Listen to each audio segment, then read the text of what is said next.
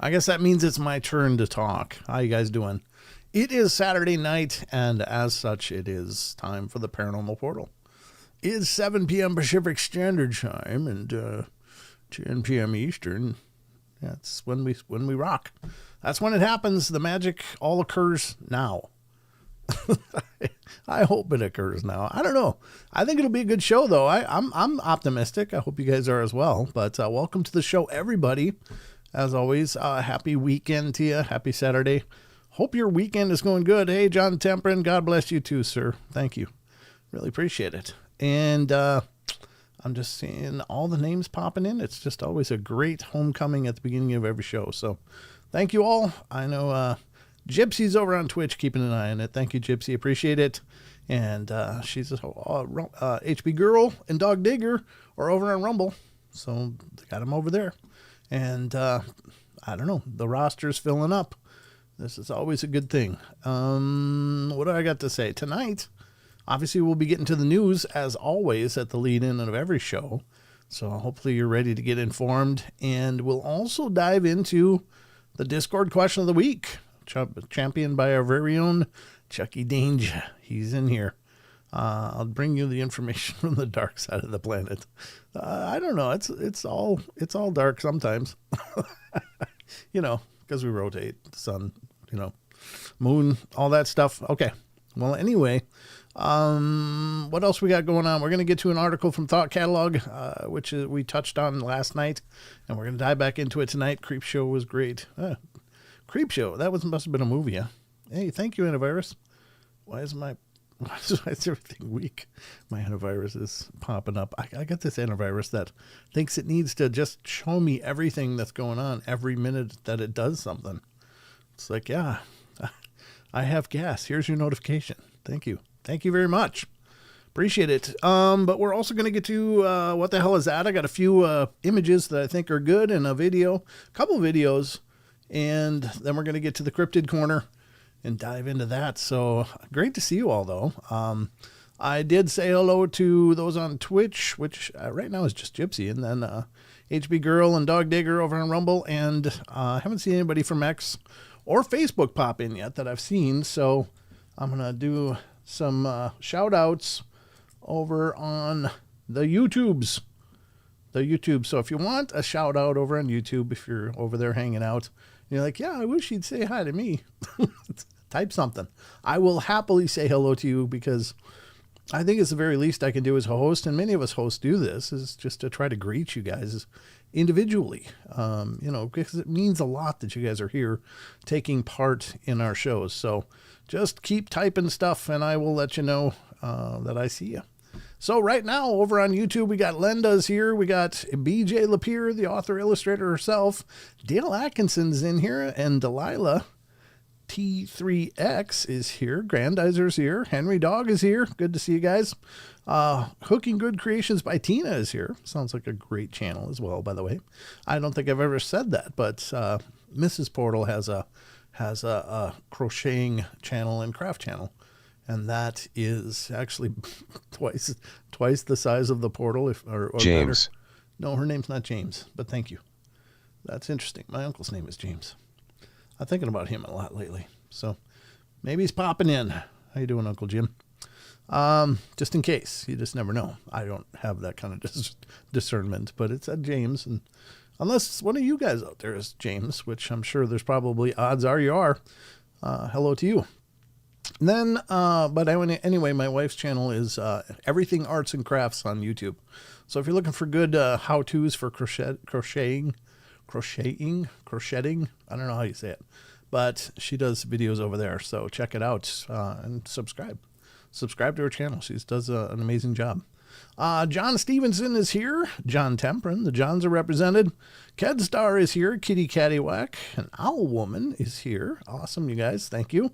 I'm here. Planet X87 is here. Rachel gets it right. Standing Stone 1776. Wonder Woman and Wizard Moon are who I have in the lineup so far on YouTube.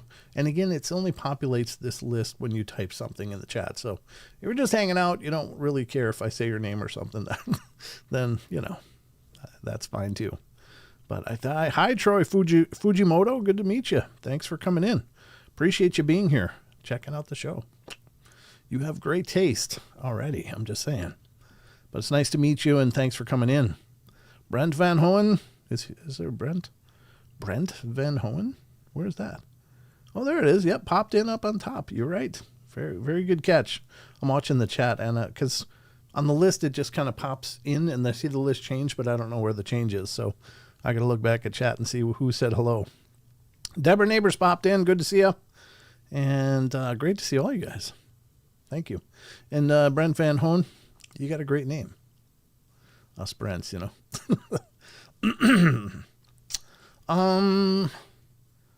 Question from Grandizer. If you have time, can you discuss the trailer for the Disclosure movie that Steven Spielberg is going to release soon? You know, I haven't seen the trailer, Grandizer, so I really couldn't really comment on it. I don't think I've seen it, and I don't think I can rebroadcast it. I mean, you'd think they'd be okay with that, but I've done that in the past, showing trailers, and got spanked with a warning from YouTube. So I kind of have to have permission to show trailers, unless it's something I'm directly involved in. Then I can give our own permission. But yeah, there you go. So I don't think that'll work out. But if you have a link to the trailer, just send it to me on email. I'd love to check it out. I just haven't seen it. I don't know that that's supposed to be a documentary kind of film. I thought it was more of like Close Encounters kind of thing. But maybe I'm wrong. Maybe it is. I'm not sure. I don't remember. But yeah, maybe another time, brother. Yeah, for sure. All right. So let's see. Anything else I wanted to mention on the front end of this? I can't think of anything else, but we'll just keep our arrows pointing forward and get on with the show. I guess it's about a good time to get to some news. I think I got 4 articles for you guys tonight, so one extra. You get a bonus article tonight, folks. That's how we roll here in the portal. You get bonuses. I got a bonus for you. That almost sounds really inappropriate now that I think of it. Oh, good deal. Cooking Good Creations by Tina. Sub to my wife's channel. Excellent. Yeah, she'll appreciate that. And yeah, check out her videos. She really does a great job. I wish she did videos for me, but she's too busy doing her own. So, and I can't take any credit for what she's doing over there. The only thing I did was the animation that starts her videos when you see the CGI animation. I made that for her, and the little music that goes with it. But other than that, she's done an incredible thing on her own. There is still time to answer the question of the week. That's a good point, Rachel. Thanks for bringing that up. If you're not involved in our Discord channel, get involved. Rachel put the link right there in chat. It's right over here. I'm pointing at the actual post. It's discord.gg/paranormal portal. You can join, and you can still answer the question of the week, because we're going to do the question of the week right after the news.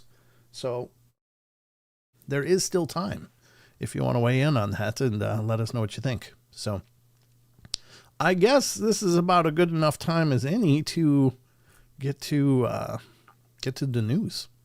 I don't know if y'all feel like getting a little bit informed and maybe updated on the happenings in the world around us, or at least the ones that I was able to find for tonight's show.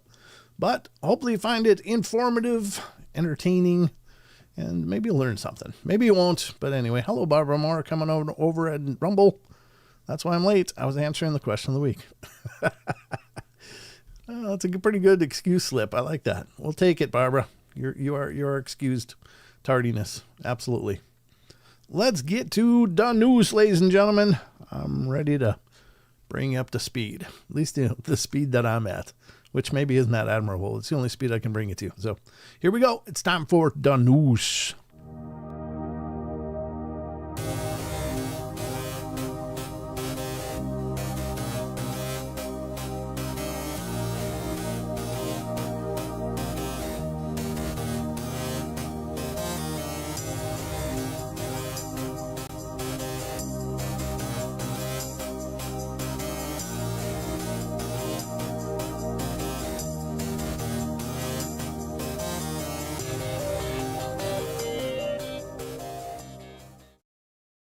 All right, it's news time, folks, and we're going to get into this now.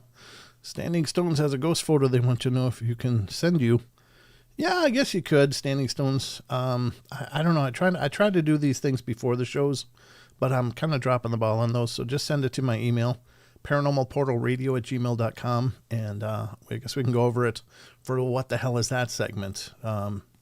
Yeah, I mean, we can do it. We can make it work. I try to get all the stuff ready before the shows, just because I'm such a colossal mess of organization. So that's why I work on these shows hours before I actually go live. I'm putting all this stuff together for you guys, but we'll make it work for you tonight. Hello, hi Lori. Who's Lori? Who's Lori? Did a Lori come in? I don't know. People are still coming in. I want to say hello if I can see it, but I'm just scrolling wildly through the channel here, or through the chat. I don't know where Lori is, but hello, Lori. Whoever, I don't know. It's probably going to be somebody that's come here all the time. Lori Gibbs. Oh, Lori Gibbs. Okay. Welcome, Lori Gibbs. Thank you for coming in. I hope you're not wildly disappointed in your choices.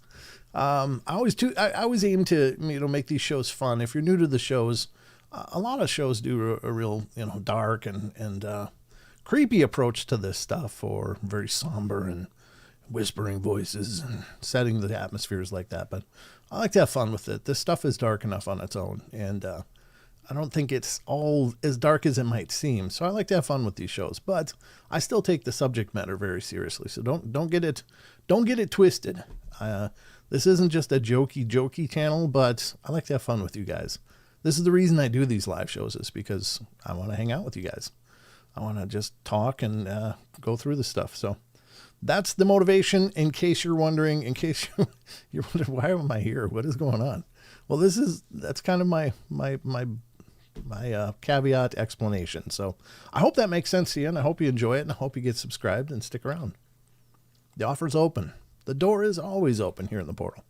Just don't bring your dirt with you. Don't bring your politics. Don't bring your hate, and don't bring any, nastiness, because we got a pocket full of mods here that'll quick draw on you. It's crazy. They're good at what they do. All right. Not that I'm trying to threaten the new people, like, you better be good. No, it's not like that. All right, let's get to the news. Ladies and gentlemen, obviously throughout the course of the show, we go through a lot of different sites, and I can't promote these sites enough. They are really the best out there on the web that I've found, and I'm happy to promote them and try to encourage you guys to go visit them, because they are exceptional. They're doing this stuff as well as I've seen it done on the internet. So please support these sites. Please visit them, because your traffic does equal revenue for these sites to keep the lights on. Obviously, there's so much more information out there on all of this stuff, and it's just waiting for you. So go have a listen. Go have a read on some of these websites. You won't be disappointed. So here we go. We're going to get into the first articles tonight. Let me pull up the correct browser. Got to get my browsers open. All right. I don't know if any of you guys are into predictions. I've kind of long since lost my luster for people that are predicting stuff. Ooh, Elaine, man. Elaine gifting 5 memberships. Awesome. Thank you, Elaine. She gifted 5 memberships, and who got them? Let's find out together. If I can find my mouse. There it is. So who got them? Well, first, kill the music. Kill the music. Well, I like music, but kill some music. Yeah. Okay. Got one. Here day Dylan. Welcome, both of you. Excuse me. Nocturnal Frequency got one, and Jenny Lynn for God got one, as did Ryan B. Rand. I don't know for sure how to read that, Ryan, but I'll just call you Ryan. So congratulations to all 5 of you. You're now 30-day members of the channel. If you like it, you're welcome to continue. If you don't like it, thanks for giving it a shot. But special thank you to Elaine for making that happen. You're amazing, Elaine. I appreciate it. It means the world. All of those things are what keep the lights on here. And Lori Gibbs with a donation. God bless you. You guys are amazing. I don't know. Is that applause a little too loud? feels kind of loud in my ears. I don't know if that's loud for you guys. If it's too loud, I apologize. I just turned it down just a hair, but let me know. But thank you guys for the donations. That's wonderful. Oh, Kitty Caddywhack. Ooh. She became a member. God bless you. Thank you, Kitty. Kitty's been with us forever, too, so it's nice to see you want to stick around. Thank you very much. I appreciate it. And ladies and gentlemen, let me just say this. I know that life is tight for all of us. I mean, I get it. And not everybody can contribute in a monetary way. So please don't think that that's ever an expectation. There's many ways to support the shows. Any of these shows that you're watching, whether it's my show or other people's shows. A big way is to hit the likes. Another way is if you're watching a feed that's not live, leave comments. And another way is to recommend the show to other people, or, you know, share the shows out on your social media. I mean, all of that stuff goes a long way for us creators, because it's double tough out there online to get noticed and to get people's attention, because there's actually millions of shows. So just, any way you can help is really, really appreciated. So please, if you can, that's wonderful. I appreciate it. I contribute because I appreciate, and lots of like-minded people. Amen. All of us weirdos. That's a good thing. You're in good company. All right, here we go. The first article tonight is coming from, all the articles tonight are coming from an amazing site. I don't know if you guys are all familiar with it. Those of you that have been around are very familiar with it by now. But I'm speaking of a site called Unexplained-Mysteries. And the first article we're going to cover here deals with premonitions. Kind of everybody has these sages or seers or whatever that have made premonitions for the future. And sometimes they seem surprisingly accurate, but most often they seem surprisingly inaccurate. And that's kind of where I'm at with it. I mean, I don't disagree that it's possible that people can have a vision for things that are coming, but I think that for me, I think the future is always, it's a fluid thing. It's not a fixed path. So I don't know if it's possible to be highly accurate percentage-wise predicting future events, because everything's in motion. Every choice brings us to a different possibility, and it becomes very quantum that way, where it's like you get to a multiverse of possibilities. And I kind of suspect that maybe we move through a multiverse of realities based on what's going on in our world, and what we as either individuals or as societies choose. We kind of change our path. It's kind of those books that build your own story or whatever books that you kind of read, and you can make choices, and then it'll tell you to go to certain pages based on your choices. I think that's kind of how life works in a very rudimentary nutshell. And I think that's why these predictions aren't always very accurate. But let's see what one of the greatest seers in our histories, at least probably one of the most well-known, has to say about apparently 2026 and beyond. And I'm speaking, of course, of Nostradamus. What did Nostradamus predict for the year 2026 and beyond? Well, I'm dying to know, because it'll be interesting to see if he's right. But here we go. What's in store for 2026? As the end of the year approaches, we take a look at what Nostradamus wrote in his predictions for 2026. Michel de Nostradame, I don't know. That was my attempt at French. Sorry, I'm an idiot with a microphone. That's what you get. Who lived in the 16th century of France, France, was so well known for his predictions of the future that his name has become synonymous with the idea of prophesizing future events. Whether or not you happen to believe in any of his predictions have actually come to pass, there are still many who continue to heavily debate and scrutinize his writings to this day. So what did Nostradamus have in mind for the year 2026? I don't know. I've kind of lost track of all of his predictions. So perhaps the most significant with the seer's predictions believed to reference 2026 reads, "The great swarm of bees will arise. By night, the ambush." That is so ambiguous. I mean, what does that mean? All right, let's continue. Exactly what this is in reference to remains a topic of speculation, but some people maintain that it could be a reference to the war in Ukraine, or to a political leader winning some big election. And that's the problem with these predictions, especially Nostradamus's, is they're written so vaguely that they could mean any number of things. I mean, that's kind of a your own little coloring book there. You can color it accurate or you can color it inaccurate depending on what that means to you. So it's incredibly ambiguous. But anyway, another passage with a similar interpretation reads, 7 months Great War, people dead through evil. Rowan Evero the king will not fail. 7 months of Great War, sure. I mean, that doesn't seem improbable. It could very well be somewhat accurate, but I don't know what Rowan Evero the king will not fail. I don't know what that means. Is this a reference to a major political figure such as Zelensky, Putin, Netanyahu, or Trump? I don't know. And then there is this prediction: when Mars rules his path among the stars, human blood will sprinkle the sanctuary. 3 fires rise in the eastern sides while the west loses its light in silence. Could this be a reference to some conflict between the U.S. and China? Maybe. I don't know. There's also the prediction concerning an area to the south of Switzerland, or in the south of Switzerland, because of the favor that the city will show, the Ticino will overflow with blood. And finally, one more prediction that seems a little more positive than most. Shadows will fall, but the man of light will rise, and the stars will guide those who look within.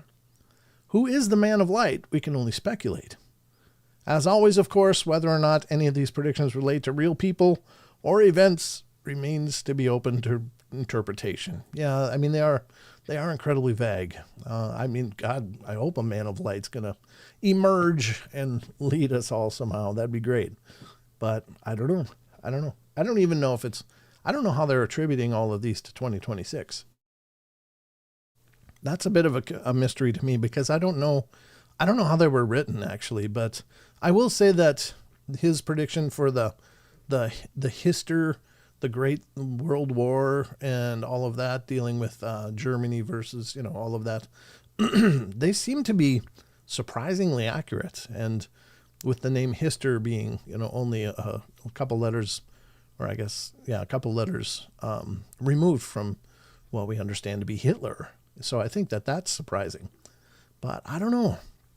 What do you guys think? Do you think there's anything to do with these predictions? Do you think there might be something to it? And I don't expect a vote or anything. Just kind of curious. I think I would love to believe that there are. I think that, again, I think the future is fluid.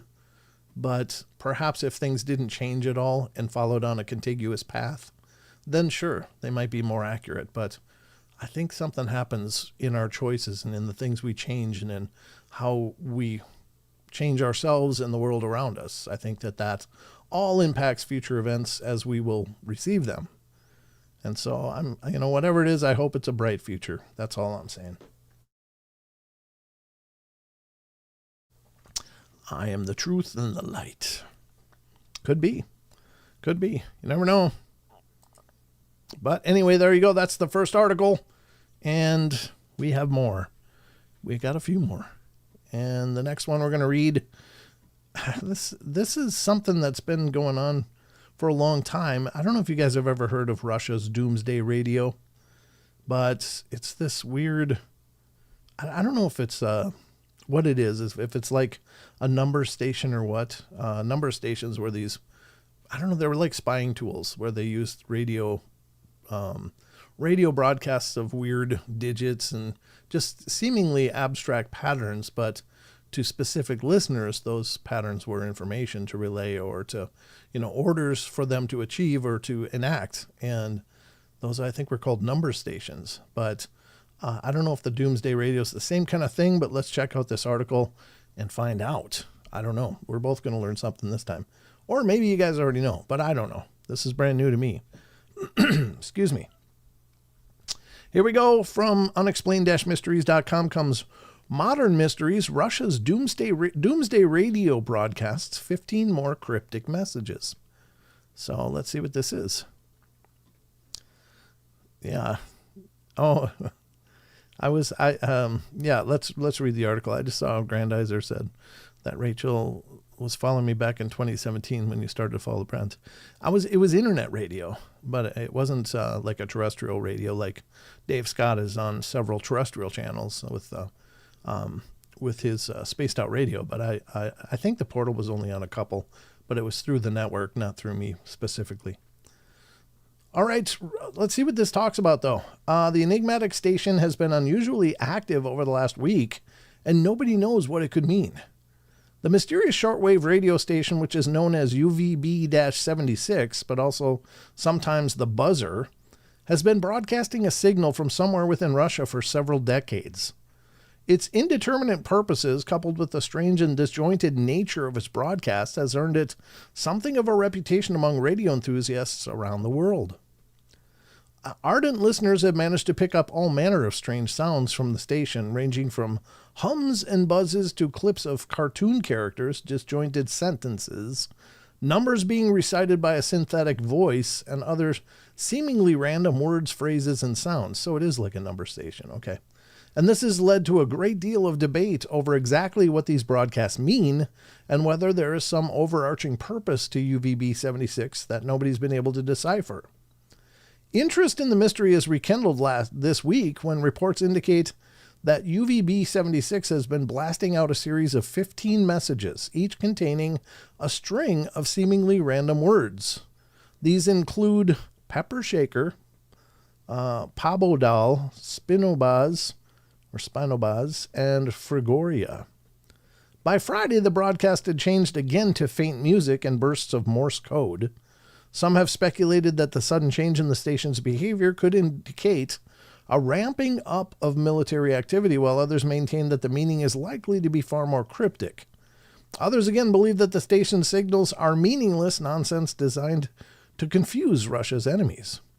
Back in November, the station broadcast the message, how the hell do you say that? Niziti, 15854 Latvia, whatever that means. Could Russia be planning some sort of military operation in Latvia? Only time will tell.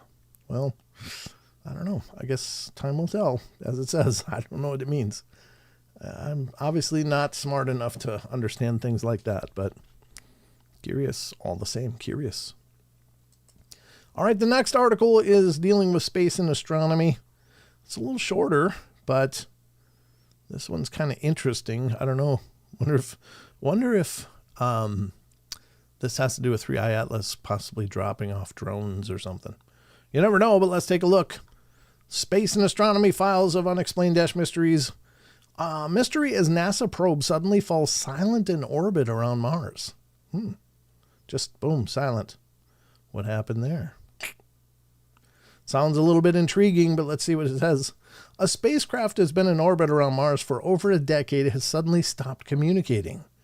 Known as MAVEN, Mars Atmosphere and Volatile Evolution, the spacecraft, which launched in 2013, has spent more than 11 years analyzing the planet's atmosphere and ionosphere. Things have been operating normally when, on December 6th of this year, its signal was lost as it orbited behind the red planet, an expected and routine event of typically no little concern.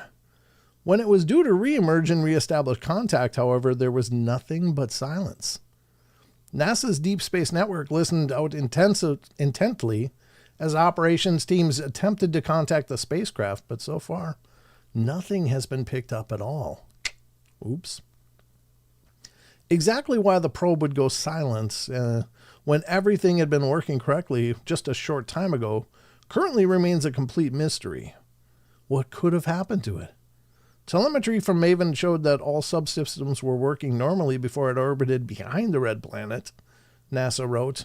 After the spacecraft emerged from behind Mars, NASA's Deep Space Network did not observe a signal. The spacecraft and operations teams are investigating the anomaly to address the situation. More information will be shared once it becomes available. Jordan, thank you. Became a member. The memberships are growing. You are now one of us. Oh my God, Josh Casto gifted 5 memberships over on Rumble. God bless you, brother. Thank you. You guys are just amazing. Thank you so much. That's really cool. All right. So that was interesting. I don't know what made it stop doing it. Well, it's obviously millions of miles away, circling a largely dead planet with, who knows? It could have been a space rock came in, like a bit of debris from something, and could just wipe it out in a heartbeat. But it's hard to say. Obviously, maybe they'll get some answers. Maybe there's some more information forthcoming. But for now, it seems dead. Seems like it. I don't know. That's what I would say. I don't know what they power those things with. How do they keep going? I suppose it's the solar cells and stuff keep recharging or whatever, but that is pretty incredible. Wow. All right. I mean, I wish they could make something here that lasts 11 years. That's quite a good track record, actually. All right, let's go to the last article tonight on the newscast for you guys. This is also from unexplained-mysteries.com. This is archaeology and history. I don't know if this is really long. No, it's not really long. But it's the archaeology and history files. This is kind of unusual. I haven't pre-read it, so let's find out together what this means. But unexplained-mysteries.com tells us Roman officers kept a surprising pet as a symbol of their status. Interesting.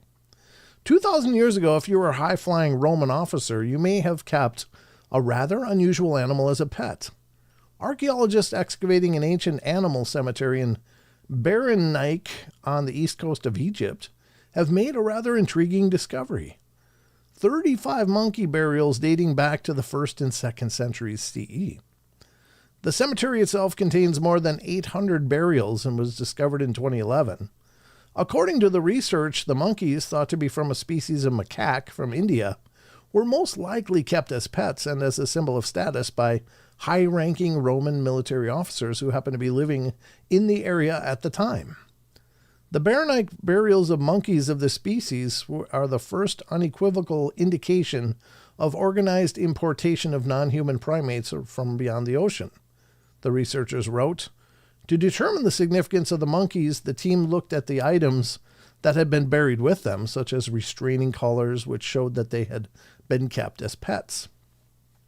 Evidence of luxury items and food inside the burials also suggested a high status for the animals. Owning monkeys may have been an element of identity, a distinct marker of one's elite place in local society. The researchers wrote, unfortunately, though, the evidence of malnutrition among the monkey burials also indicates that their Roman keepers may have struggled to find suitable foods for them to eat. Excuse me. Taking them away from their natural habitat, it seems, was not without consequences. Yeah, I guess so. Excuse me. Had to cough, but I got better. There you go. I don't know. Wouldn't have expected they were dragging monkeys everywhere, but I guess that was kind of the thing. I appreciate it, though. I guess I think having a monkey would be cool, except the big problem with monkeys as pets is that they're so genetically similar to us that everything you catch, they will catch, and everything they catch, you will probably catch. It's like they're very genetically similar to us. So cold viruses, flu viruses, all that stuff, it just isn't good. Like, not good at all. So this has been a production of the Paranormal Portal News. Hopefully you learned something. Hopefully you enjoyed that part of the journey and feel like it was a good use of your time. At least that's my hope going forward. All right, let's get back to the rest of the show, folks. We got a lot more to cover, and the clock's ticking. Here we go.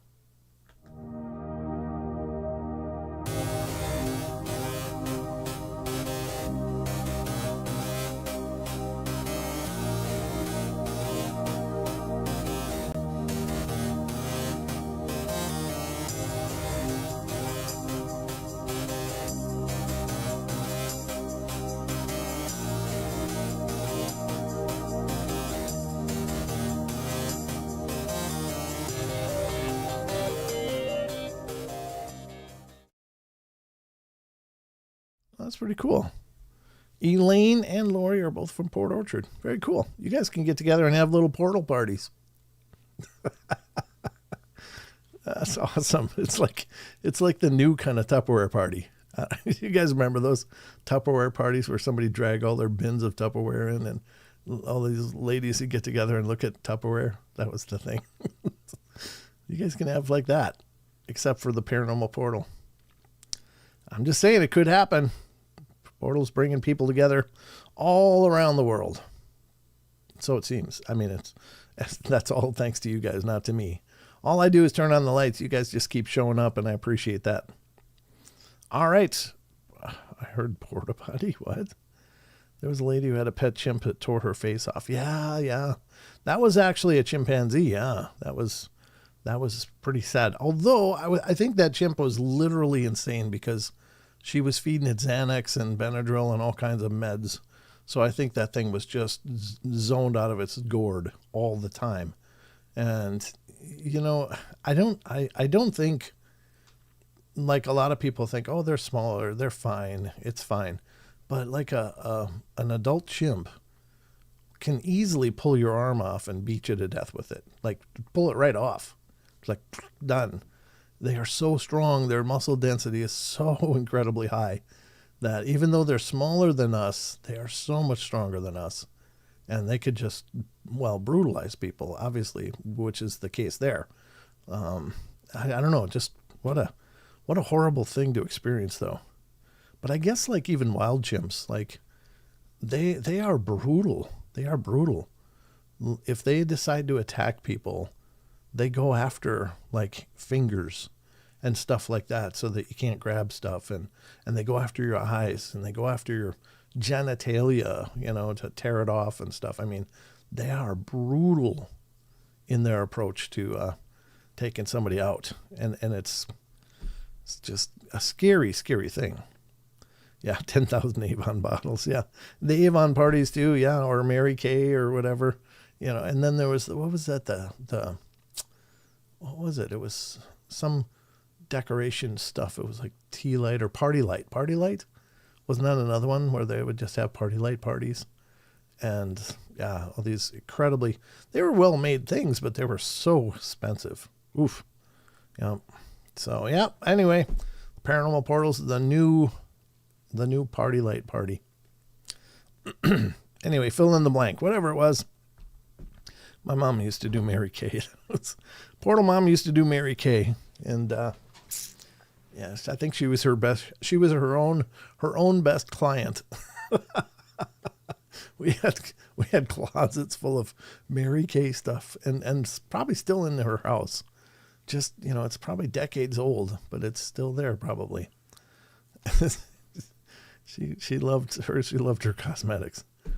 But anyway, that's just me reflecting on a whole lifetime of fun. All right, so we're going to go next to what I told you we're going to go next to. And by that, I mean, we're going to head over to Discord and check into the question of the week. Mr. Josh Bladzik, good to see you, brother. Spice says hi. Good to see you, man. I've just been seeing some of the posts you guys are making, you and Jackie, and it looks like you guys are having a blast. So, and hope everything's going wonderful for you guys. Happy holidays. That's a longtime friend of mine, Mr. Josh Bladzik. He and I have been friends for years and years. All right. Oh, Maggie, you remembered. God bless you. Love and light, Brent and Portal Peeps. Thank you. Very, very cool. Josh has one of the coolest houses ever. So you see, like, back here, what's going on? And this is all mostly cheapy stuff, but Josh has like the serious, like, circus stuff and oddities and like two-headed animal mounts and stuff.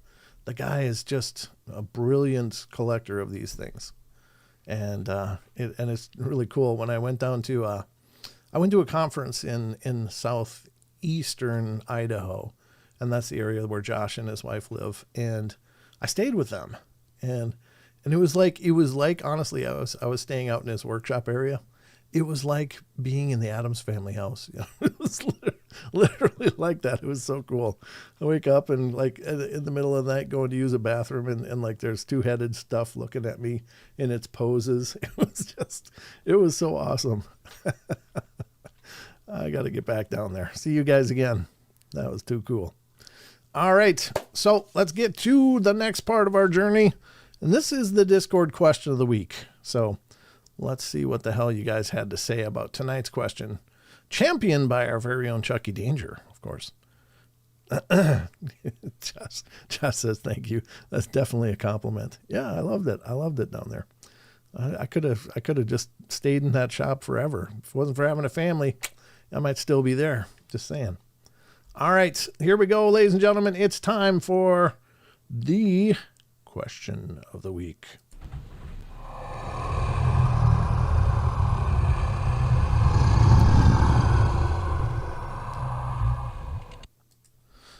All right, so this is our Discord channel that's on the screen here. As you're seeing, this is what our Discord channel looks like. When you join up, you'll see this Paranormal Portal, and it's got a really easy URL to remember. It's discord.gg/paranormal portal, and you'll join and become a member and just create a username and passwords. That's all you got to do. It doesn't cost you anything. There's no subscription necessary. Just download Discord and create a username and password and then join the portal. And this is what we're curious about tonight, the question of the week. There's lots of other discussion stuff, as you guys can see here, dealing with all kinds of different topics. And our community is really wonderful. In fact, if you like the chat room here on the live shows, a lot of these same people are over in Discord and having conversations throughout the week. Even when I'm not doing shows, they're still doing the Discord thing. They are incredible. So what we're looking at, though, is the Discord question of the week. And this is where Chucky Danger has taken us over. Something I started a couple of years ago, I think now. God, has it been that long? But Chucky stepped in and has been taking care of it and doing a much better job than I ever could do, for sure. And he's asking a question that has something to do with the paranormal, supernatural, Fortean topics. Could be ghosts, UFOs, could be cryptids, could be strange phenomena, any of the above, just to see what you guys think. There's, again, there's nobody knows what the hell any of this stuff is anyway. So it's just your chance to weigh in. What do you think of this stuff? What kind of ideas do you have? And it's been a lot of fun. I've really learned a lot and gained some valuable insights from your guys' statements on this Discord question of the week. So I really like this segment. I hope you like it too. So today's question of the week from our very good friend, Mr. Chucky Danger. And Chucky's got his own podcast. It's called The Danger Zone. So if you're on Spotify, check out The Danger Zone. Speaking of Spotify, I got my year-end review thing. I'll show you guys it because I don't know if all of you guys are listening to the podcast or not. It's two very different shows. But anyway, we'll get to that in a minute. All right, here's the question of the week for tonight. This week, with the release of the documentary The Age of Disclosure on Amazon Prime, the discussion around government disclosure has come up again. In your own opinion, what should disclosure really look like? Should we get catastrophic disclosure and disclose everything, or should it be this slow drip of information that we are currently experiencing? Could real disclosure really shatter our understanding of reality? That's a great question, because how deep does that rabbit hole go? I mean, it's more than just, is there UFOs? Is there people or beings from other planets visiting us? It's transdimensional possibilities. It's quantum. It really is a very profound, deep rabbit hole. So if they were to tell everything that they've possibly discovered, would it reshape our understanding of the very reality we live in? And it's possible it could. We just don't know. So that's a great question. In fact, Sparky thought so, because he's leading off the comments. Good question, but it's hard as some things need to get out there due to how many dumb people we have in the world. Other stuff should come out on package format instead of dripping info, in my opinion. Yeah, I mean, sometimes it's, it'd be preferable just to dump it out there and say, here it is. What do you guys think? But on another case, it could really alienate a lot of people from their worldview. And that can also be catastrophic for people. So I don't know. I find that interesting, but good take. Good take. We're not going to have it in streamer mode.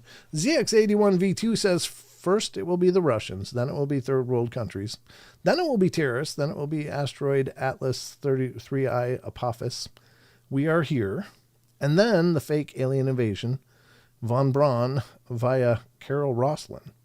Don't believe a word. Oh, that's an interesting take. Now, apparently von Braun's, Werner von Braun, he came over on Project Paperclip following World War II and worked as a rocket scientist with NASA and with our government prior, I think, to the formation of NASA. But he helped to create the rockets that we ended up going to the moon with and stuff like that, where our rocket scientists were way behind World War II Germany. So, but he apparently made this statement to his secretary. They became very close through the years, and he said that. He said, first it will be the Russians, then it will be third world countries, then it'll be terrorists, then it will be the asteroid, and that's where he says, we are here. That was ZX81's take on it. That's with the Apophis and Atlas 33I, that maybe we are there. And then the last thing he said, and then the fake alien invasion. So he really believed there was going to be a planned fake alien invasion to do what? I don't know. But I think it would probably be kind of like a method to secure more power and to lock down information or whatever. But whatever the case is, got to watch out for that stuff. And that's Project Bluebeam has been the projected fake thing. And I know Dr. Stephen Greer has warned about that forever too. Like, don't believe it if they say the aliens are evil and they're coming to take over. All right, Michelle Wolfong comes in and says, I believe we need full disclosure and a clear format to introduce disclosures so that everyone can understand it. Yeah, I think, I mean, here's the thing. I know that the great statement or opinion of disclosure was that, well, we just can't tell everybody because it'll destroy our civilization. People will lose their faith and they'll run around in a state of panic and fear. But I think one of the biggest litmus tests of that was when the release or the leak of the Tic Tac videos and the admission by the Navy, look, we don't know what this is. It's not ours. And there's no known propulsion working here, but these things are out there and they're outperforming our best equipment. And we don't have any idea. So that released, and I think it did make some pretty serious ripples, but by the end of a week or two, it was back to normal. Like, I think that people as a whole have moved a long way into their personal acceptance of this possibility or probability. And so to actually have it acknowledged, I think, was a huge moment. And that was, for me, in my estimation, one of the great disclosures of our age was when they finally put that out there. It was leaked out there, however it went. And they openly admitted they don't know what this stuff is. But they did back up that it's genuine. So I think that was fine. And maybe we're more ready for the whole dump than we think. So I think, yeah, you might have a point there, Michelle. Eric the Wandering Purple Hobbit comes in. I call big time cow droppings. If they are circlosing, what are they hiding? I don't know what this word is. I don't know what this word is at all. Sorry. Things that make you go home. Okay. Make you go home. Like that old song. Gotcha. Never believe half of what you read and nothing the idjit box tells you, especially the idgy box called government. Also, how are you typing this, dude? I'm having a hell of a time reading this. Also, every politician, current or former, talks, all I hear is blah, blah, blah. Every time, not every... I don't know what this is saying. Unless there's a cup of garlic involved. I don't know what you're saying, Eric. I apologize, but you got to write it in English, brother. I can't interpret on the fly like this. I appreciate you answering, but please use words next time. All right, ZX81V2, ask yourself, what was the last time your gov ever said something that's 100% disclosure for that matter? True? When you hold all the cards, whatever you say is going to be sucked up by the humans. You can organize anything and prove you're right. True disclosure won't come from the mouths of humans. Yeah, really. I mean, if a true disclosure will be the mothership will pull up in your horizon, and your TVs will be taken over, and your internet will be taken over, and they'll release a statement. Hey, we're here. We came a long way. Where's the beer? I don't think that's what they'd say, but they might say that. Maybe the Nordics. I bet the Nordics can put away some beer. Just saying. Maybe. Led Zeppelin song Kashmir always reminds me of experiencing new things, new times, odd places. Come on and take me there. Whoa, whoa. I was just listening to more recent, I think it was 2008, Led Zeppelin, at least Jimmy Page and Robert Plant and the other guy. Not the drummer, obviously, because he passed away, but they did a live show, and they were playing Kashmir, and it was beautifully done. I was like, wow. They played the hell out of it. Gasman says, yeah, disclosure is in the eye of the beholder. Good point. Excuse me, throat gurgle. I don't know about the UFO. Yeah, I refuse to say the other acronym. Yeah, me too. It's a UFO. I don't refuse it, but it's awkward for me to say UAP. As again, the majority of disclosure is redacted and or presented in the way that you want to believe it. Yep, fair enough. Barbara's liking the Kashmir comment. Yeah, it's a great song.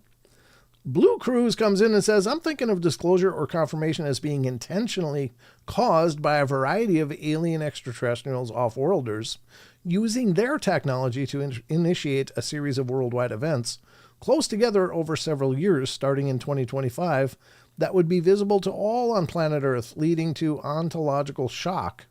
I'm really surprised I was able to say ontological. That was good. Thank you very much. I'll be here all night. Resulting everybody abandoning their belief systems. Everybody would temporarily go crazy once they realize how much and how long they've been lied to.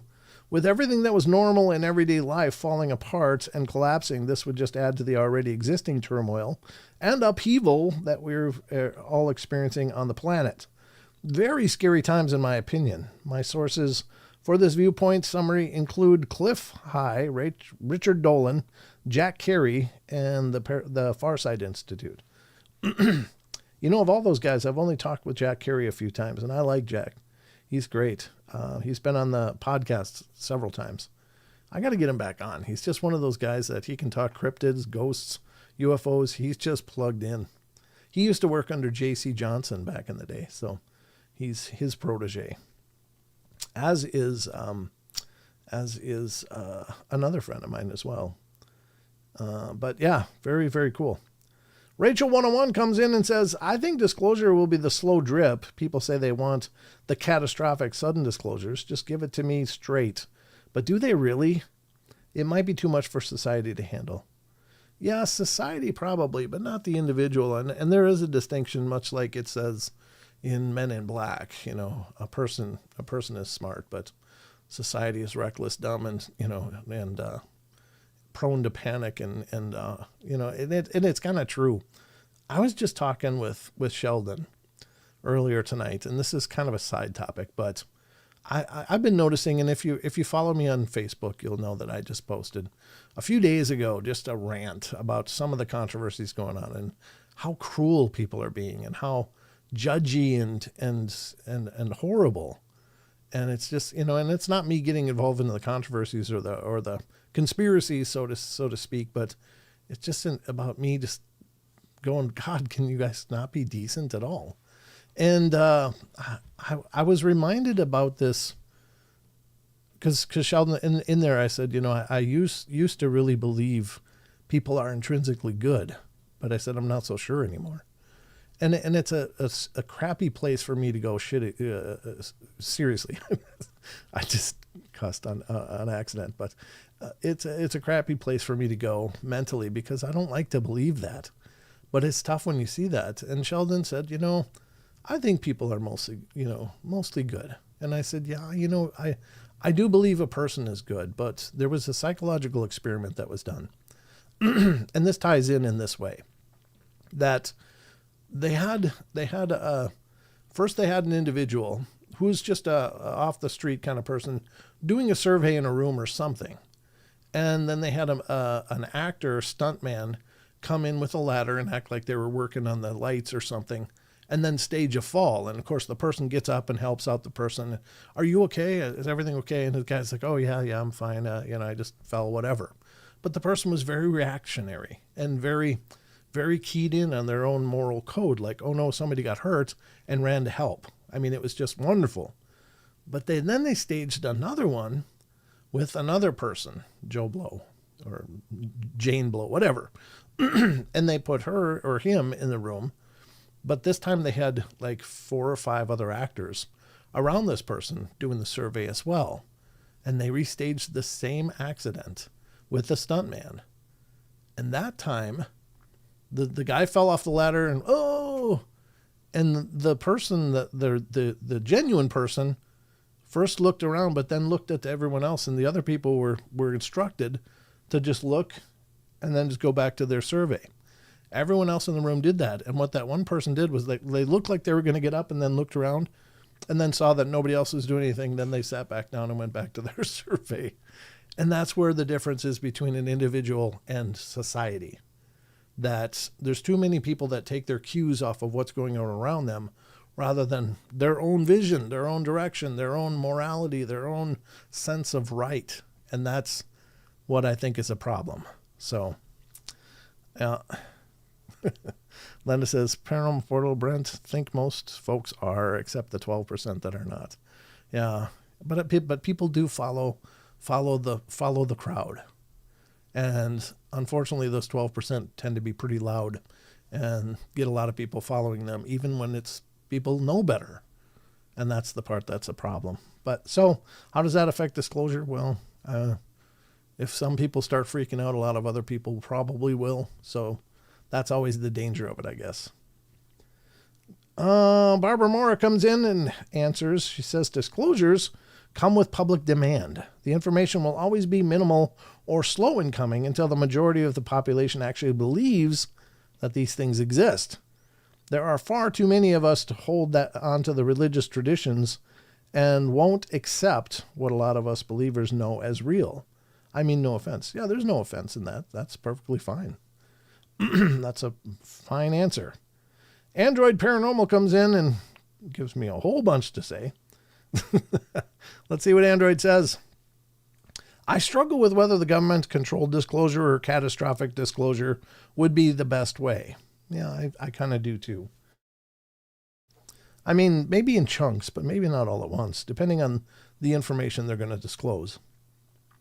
I'd like to say that government-controlled disclosure, but most likely about half the country and even likely a large portion of the world will not believe it. There's only one chance to announce disclosure. There are no do-overs, so it is critical that they get it right the first time.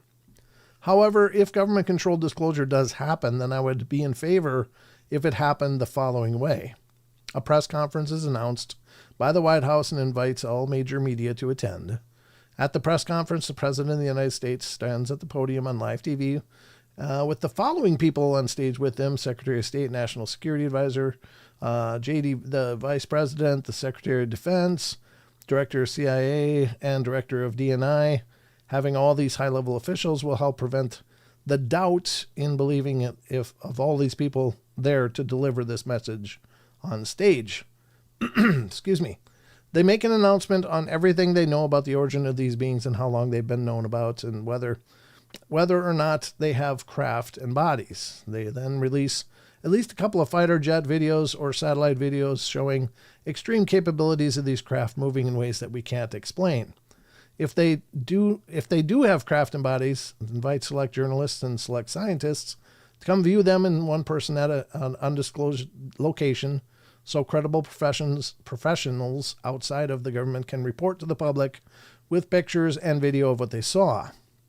It's understandable they can't discuss what they have gleaned from this technology for national security reasons, But if they can not do all of those things above, then catastrophic disclosure might be the best to force the government to disclose those things.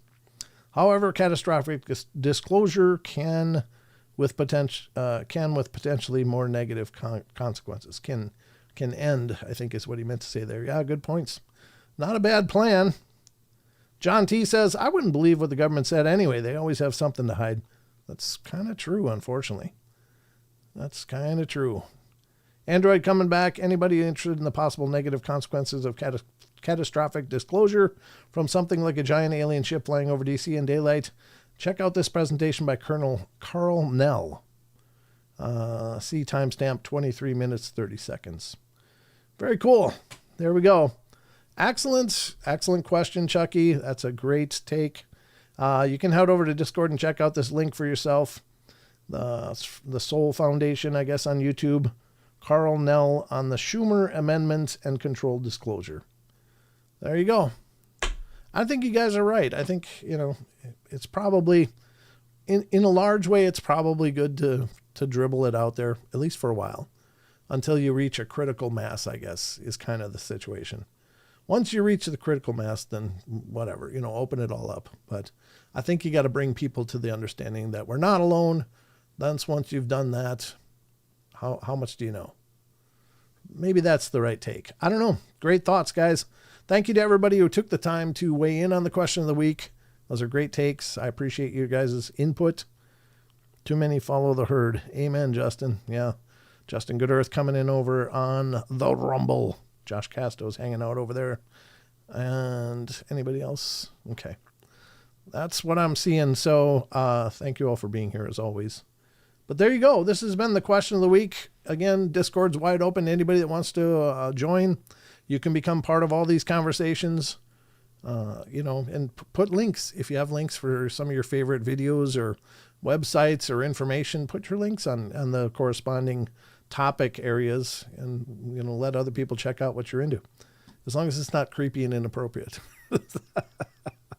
Don't get too funky on our Discord. Anyway, there you go. This has been the question of the week. And as such, now on to the next thing.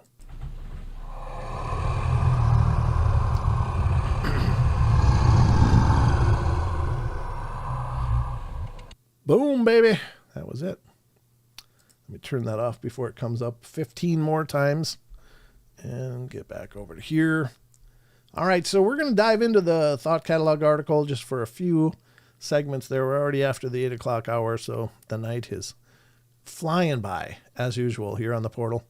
And thank you to everybody for being here, as always. You guys are amazing. You're absolutely amazing. Let's close that. All right, it's time for the article from Thought Catalog. We're going to go visit. We started a couple shows ago, or maybe it was last show. Is this it? What was this? Oh, yeah, that was the BFRO stuff. Yeah. Okay. So this is an article from thoughtcatalog.com written by Emily Madriga, and it's from 2021. So it's a little, several years old right now, but this stuff is always evergreen. It's always good. A good ghost story or paranormal story is just as valid today as it was 30 years ago, 50 years ago, 100 years ago. Doesn't matter. Every one of them just ages so well. So don't let the dates mess you up.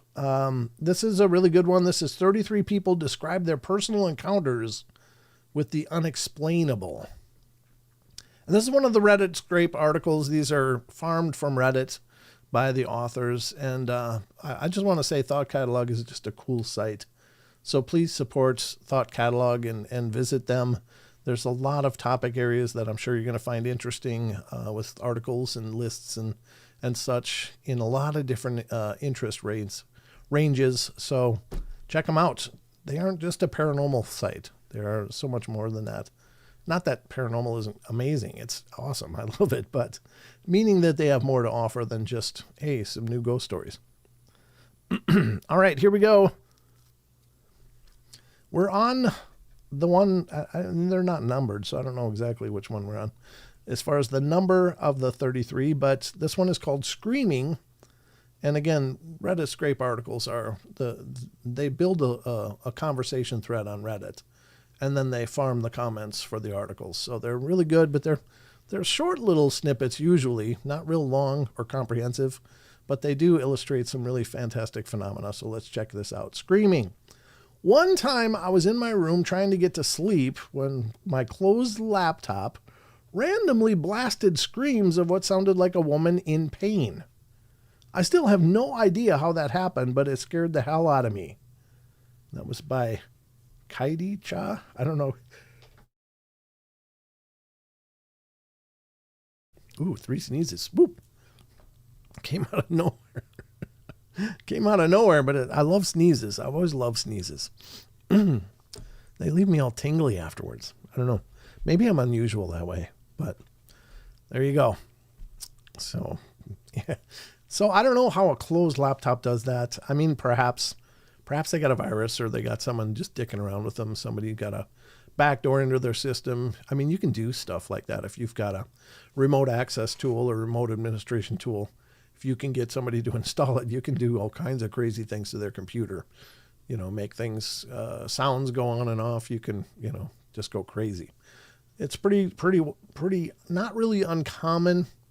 So when you're dealing with technology like this, the first thing I would look at is not the supernatural, but I'd be looking for malware or spyware or something like that, some Trojan that you might have stumbled upon, because that's more than likely what 99% of it is.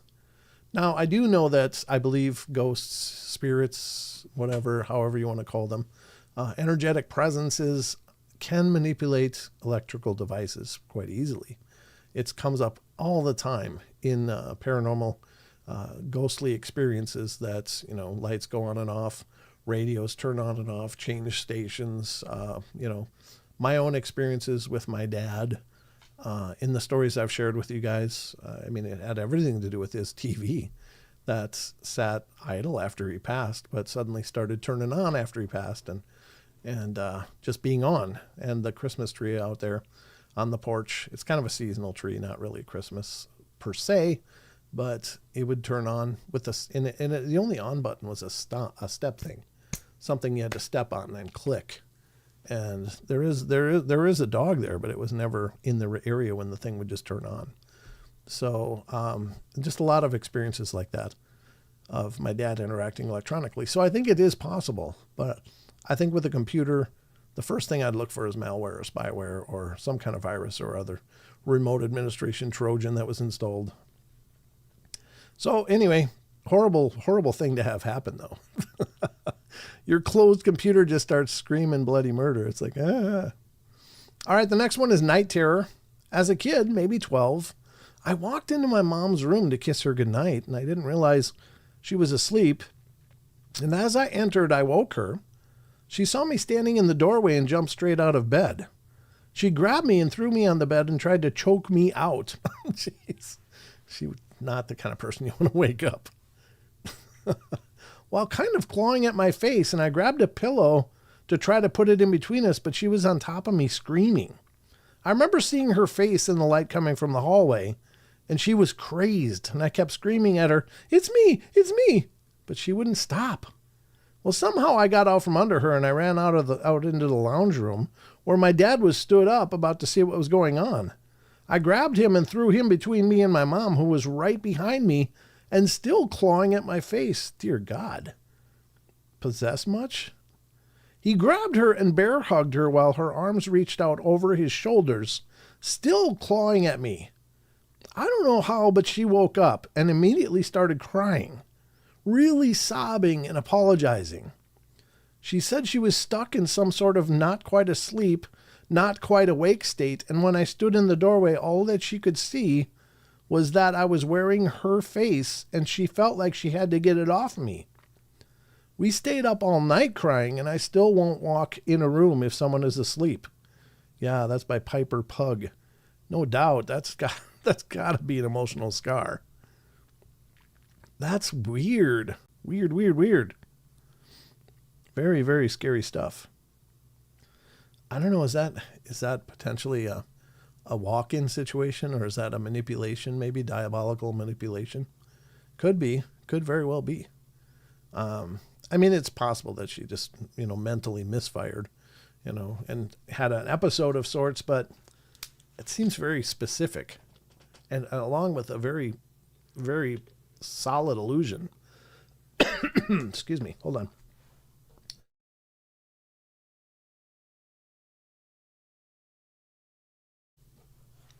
But that's got to be terrifying. I used to have nightmares about my mom going crazy. and for no reason. I mean, my mom didn't like beat me or anything like that. I mean, she was a very loving mom, but I used to have nightmares of her, like her bugging out. And then she always had long nails, and I always, thought her nails were nice. But in my nightmares, those long nails became like talons.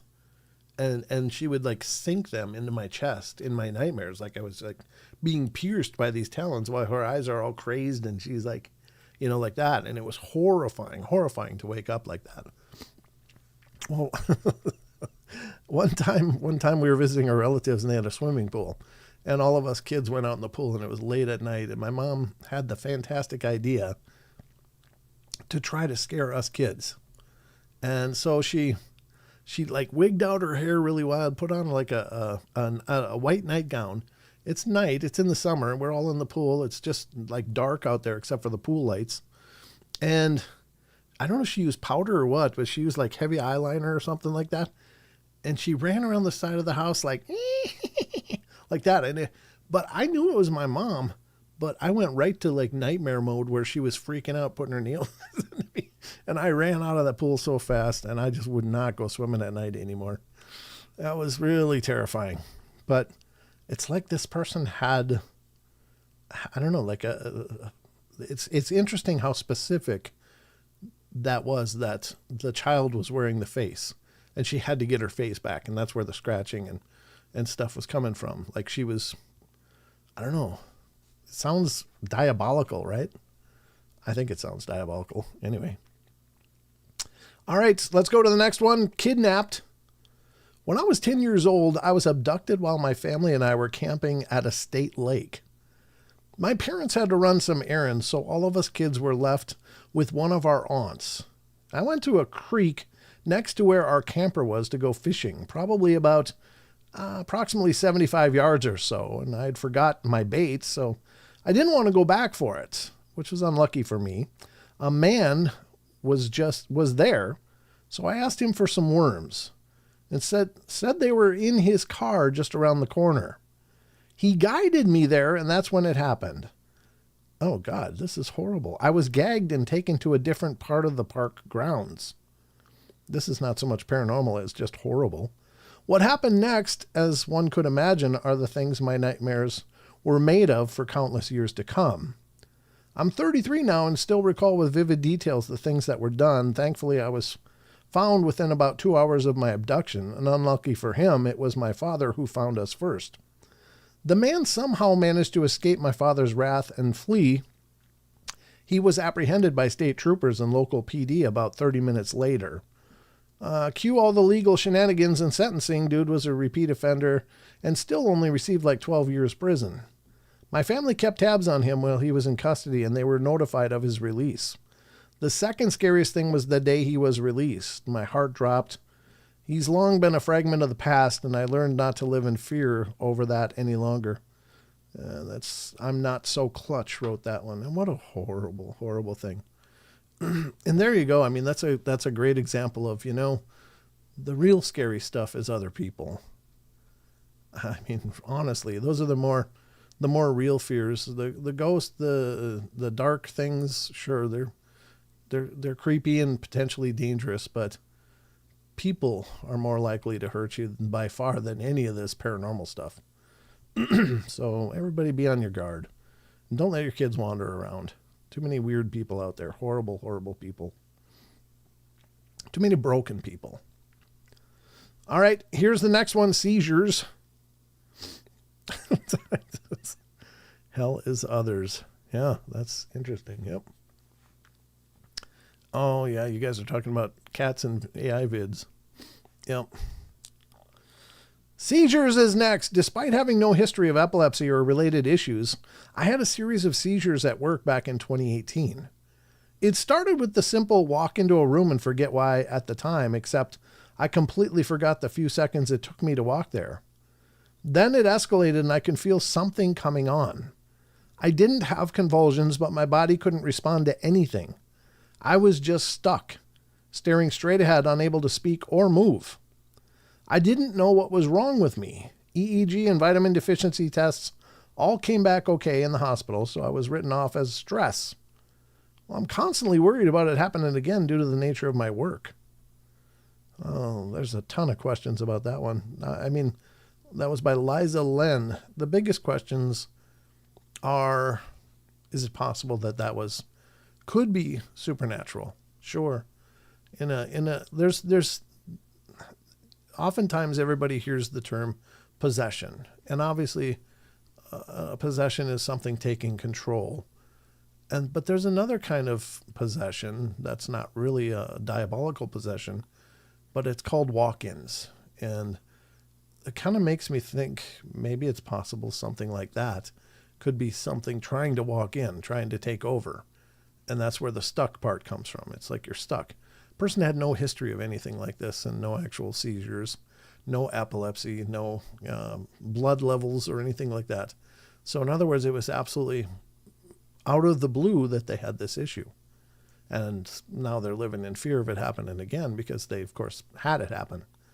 I don't know. I forget what I'm walking into rooms for all the time. And I hope I'm not going to get locked into place or something. But is it possible that it's spiritual? Sure.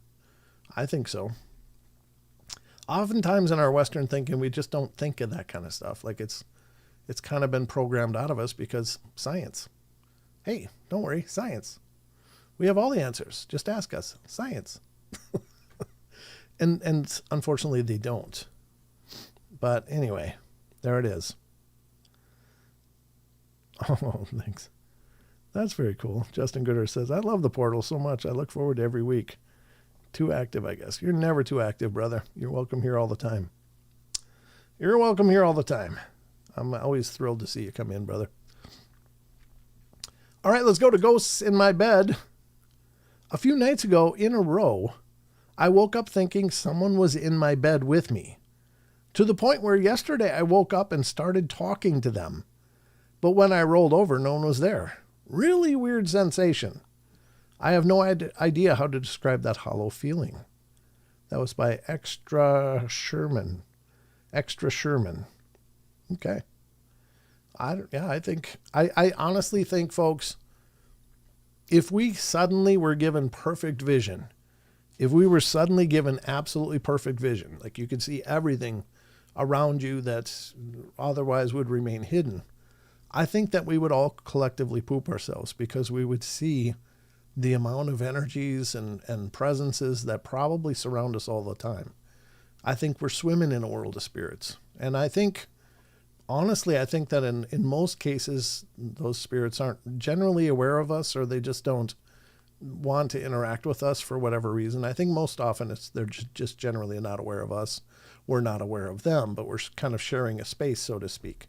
Maybe it's frequency, maybe it's a vibrational thing, kind of separation, but sometimes they are. And in that case, I don't think, there's several religious purviews of this that say that if you're experiencing anything spiritual, that it's not good and it's probably evil. And I don't think that that's the case. I don't think that of all the things that might exist out there in a spiritual manner, I don't think even most of them would be evil or dark. But, what do I know? I certainly can't tell you that with any authority other than my own intuition, but I just don't believe that for a minute. I think this is an amazingly dynamic reality we live in, and there's things that exist within this dynamic reality that we don't have understanding of yet. But that doesn't mean, that's like saying that every animal in the ocean that we haven't discovered yet, every strange fish or whatever, is evil. And it's not. They're just doing their thing. We're sharing a planet with them, but they're not out to kill us, And I think it's very much the same for the spiritual, the unseen worlds that surround us. is that there are things that exist there and they're doing their thing. They're living their experience. And it's not with malice towards us or intent. It's just they're doing them and we're doing us. So I don't know, but to each his own. I don't begrudge people having that opinion that they can believe what they want. We are spirit in a material world. Exactly, Yeshua. Good to see you, Yeshua. By the way, I didn't say hello to you. Hello, Werewolf. Good to see you as well. And Phil Funk is in here. Good to see you, Phil. Telling everybody, don't forget to drop kick the thumb. Amen, Phil. Absolutely. Oh, Wonder Woman. My third day of cancer radiation. I can now write, walk, talk, but only 80%. Oh, our hearts go out to you, my lady. Just know we love you and sending our love and energy to you and our prayers, our lights, that this goes well for you and it all works out okay. We're with you. We are family here. All right. My Maggie said she forgot to like. It's okay, Maggie. You're forgiven. You're forgiven. I hope you guys will like it, but if you don't, that's fair enough. Some people don't dig the portal. It's just the way it is. Not everything appeals to everybody. I'd love that the show appealed to everybody, but it's just not realistic. So, goes to my bed. Feeling of deep dread is next. And then I think we're going to get to the what the hell is that after this story. Let's get to this one. Feeling of deep dread. It was short-lived, but I thought my toddler was with his father. His father, though, thought he was with me. I was in a room feeding the baby, and we were at a relative's property, a property with a murky water dam on it. Oh, dear God. Never felt such deep dread in my entire life. Turned out he had spotted a small horse in the meadows, and that's where I found him, near a fence watching the horse. The name's deleted. They probably didn't want to leave their name attached to that because they were getting hate. Like, you got to always watch those kids. But thank God it worked out okay. That's amazing. All right. So at this point, we got another segment to get to. And by God, we're going to do that right now. Because it is time for... What the hell is that? That's exactly right. What the hell is that? And we're going to explore that together right now. It's time to find out. Caitlin says, liking initiated. That's a very mechanical response. I like it. Liking engaged. That was the click. I don't know if that worked, but... All right. Let's see what we got going on here. Which is the browser with the vids. Vids. Here it is, I think. Yes, this is the one. I got it. And hey, for finally once, all of my Facebook links. Wait, I am not on Facebook. I'm just seeing what's going on here because usually I have a bunch of chats that are open and I got to keep closing them. All right, so we're going to start this with a few images, and then we got a couple videos. Now, if you're not familiar with what the hell is that, this is a segment where I show you ghostly photos or something like that I've found on various websites or social media sites around Facebook or YouTube or wherever. And it's up to you guys to vote. Now, honestly, there's a million questions we can't answer. Most often, not many of these come with much of a backstory. We just don't really know what happened. It's just an image with a little, maybe paragraph of some kind of build, and then you're kind of left to guess. And basically, all I ask is that you guys vote on these as we do them because I'm curious what your take is. And basically, by voting, I mean, I'm going to ask you, so what do you guys think? Does this look like real evidence of the paranormal? If you think it's real, just type a 1 in the chat. 1 is the binary. We do 1s and 0s here, and then decimals as well have been added since. But 1 if you think it's real. If you think it's not real, give it a 0. And then if you're kind of in the middle, give me a decimal point. Like you're almost convinced, almost real. Yeah, you're almost all the way there, 0.8, 0.75. If you're about halfway, 0.5. And vice versa for less belief, but maybe. So that's the way this is going to work. This has been a fun segment. I've really enjoyed doing these. The first image is coming from a site on Facebook. It's called Red's Creepy Clips. And we've done a few of these from Red's Creepy Clips, and actually they're very good. I really enjoy these. And please support these sites that are posting these too. And this, excuse me, hold on. Dry furnace air just kills me. I think I need a humidifier. I don't know, but I don't want to get the ones where they make you sick. Like they end up spreading like mold through your house. I don't want one of those, but I want one of those ones that's healthy and helps to moisturize the winter air. It gets so dry, and I just get these dry coughs all the time. Dry, itchy coughs. So, the first one is, again, Red's Creepy Clips. This is a Facebook page, and please support him. And again, even if you're showing something that looks obviously fake, that doesn't mean that you discount the site. These sites are just hosting these images, usually hundreds of them, and videos and stuff, because they just engage the discussion. So help support the sites that are doing that, because it's pretty awesome. Let's check out Red's Creepy Clip, the first image. And I'll try to zoom this in as much as I can, but they do have a zoomed in box of the image on screen as well. And here it is, Red's Creepy Clips from Facebook. I don't know, it's not really visible. I gotta drag it down just a hair. Where the hell's my mouse? There it is. Here it is. I want to just show the... So this is an old picture. It says, the picture was taken during a house viewing, just one of many random shots meant to document the property. But later, while examining the photo, the prospective buyer spotted the face of a woman wearing glasses reflected in the right-hand cabinet. No one else had been in the room when the photo was taken. When the image was shown to the estate agent, they realized the face looked eerily similar to the former owner, who died only a few months before. And there's a close-up of it here. I'm going to drag it over again because I wanted to read that. Here's the image in whole, and this is the segment that's showing this older lady face. And honestly, that looks pretty good. But what do you guys think? Do you think this is actually a ghost photo? I can try to zoom it in a little more too. There you go. That's as much as I can give you, but I mean, it's clearly a nose, a mouth, old-time glasses, the puffy old lady hair. I don't know what else is going on here below, but I mean, it looks like a very grandmotherly figure. So what do you guys think? Annie Manuel is all in. Michelle Wolfong's all in. Ed Dungarian, is all in too. And let's see, Maggie's all in. 24 Vampire Man's 3/4 of the way there. That's pretty good. Let's see, Rachel's all in. 0.7 from Sharon Sunshine. John Temprin, bull crap.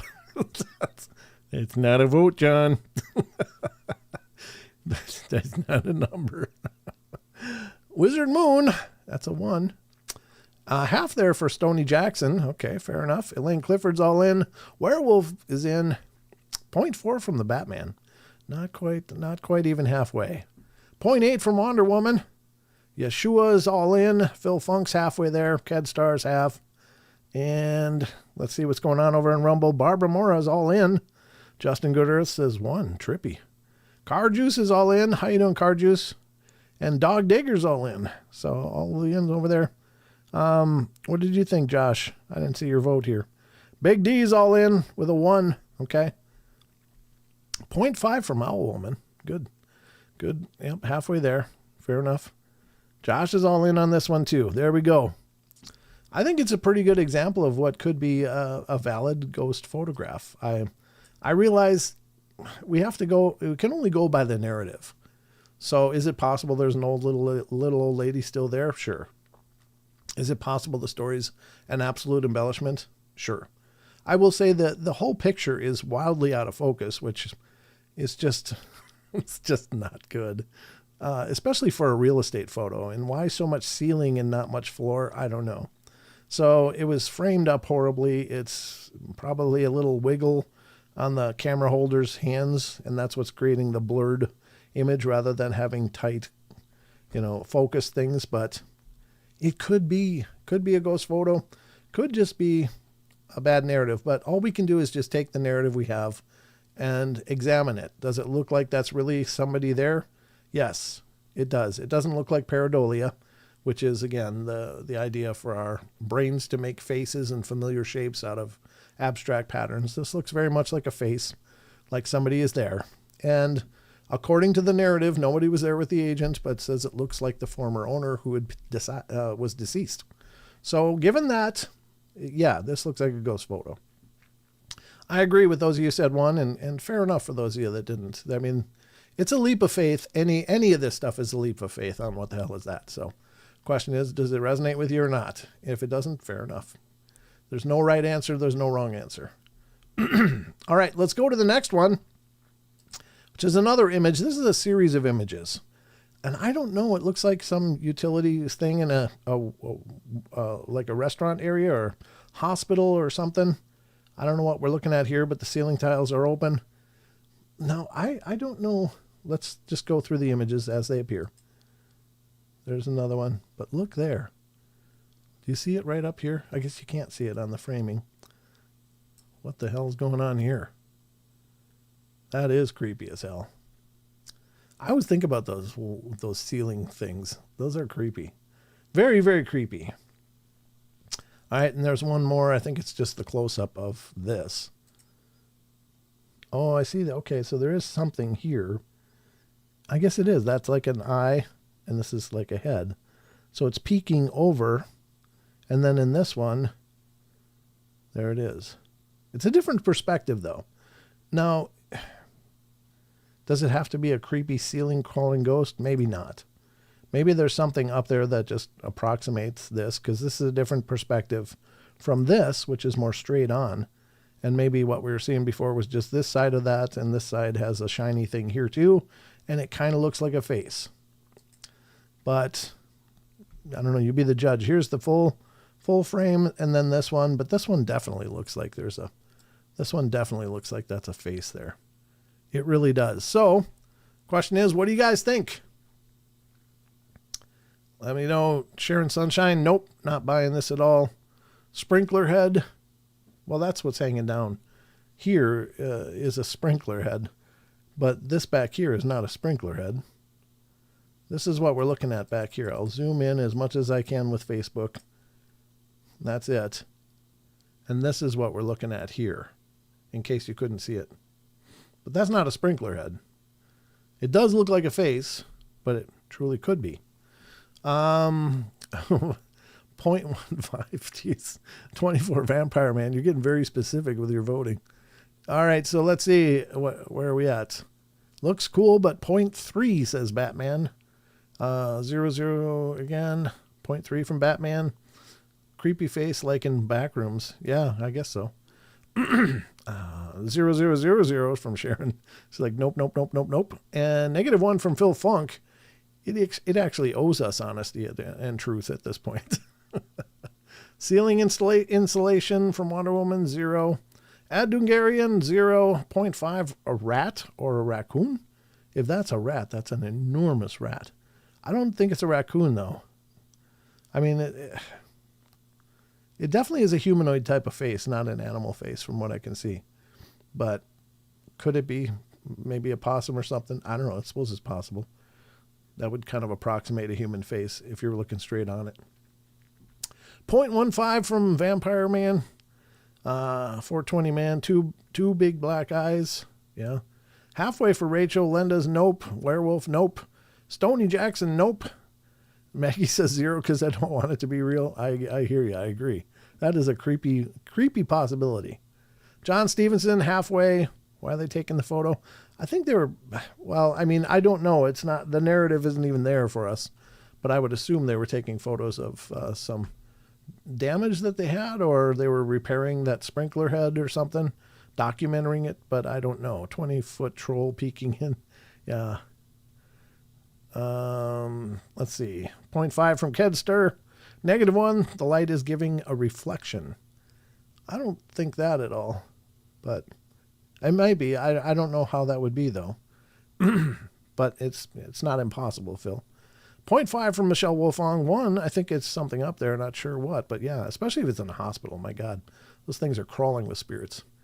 Annie thinks it's a raccoon. I don't think so, but I had the joy of living with a raccoon for the better part of a year, and that thing loved and hated me.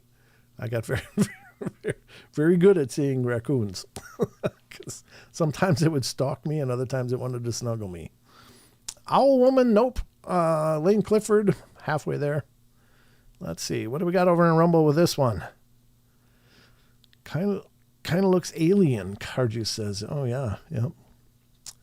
Let's see. Josh Casto. 0.5. It looks so big. It looks big. Yeah, it does, Barbara. You're right. Why is the ceiling open? I don't know. There's nothing I can tell you for sure. I just imagine they were maybe working on that sprinkler head, but anybody's guess. So Dog Digger says 0.5. Car Juice, halfway there. Like a giant, 0.5. Josh Casto says 0.5 from Barbara Mora. So Justin Gooder's on a 1 here. Barbara Mora's still halfway. Okay.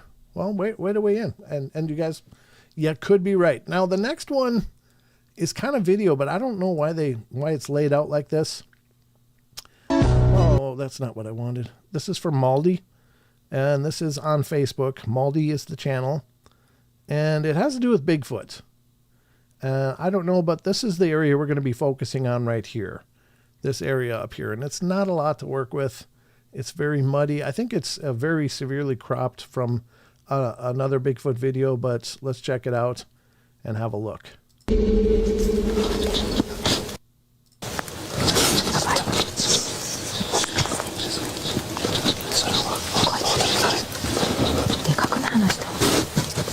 Oh, I remember this one.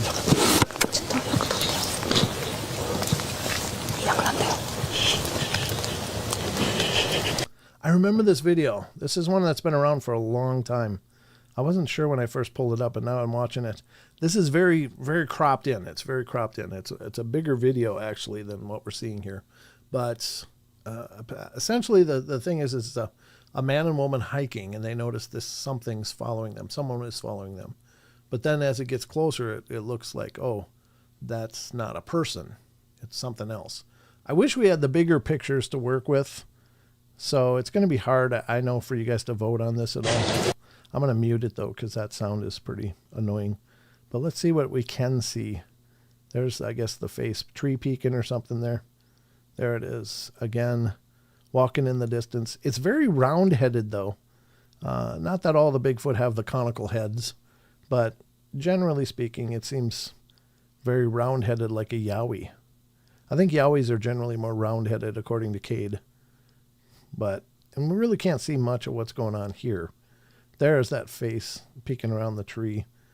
It does the tree peeking thing. So is it real? I realize I'm not giving you much to work with. If I can find the bigger video of this, I will show you guys.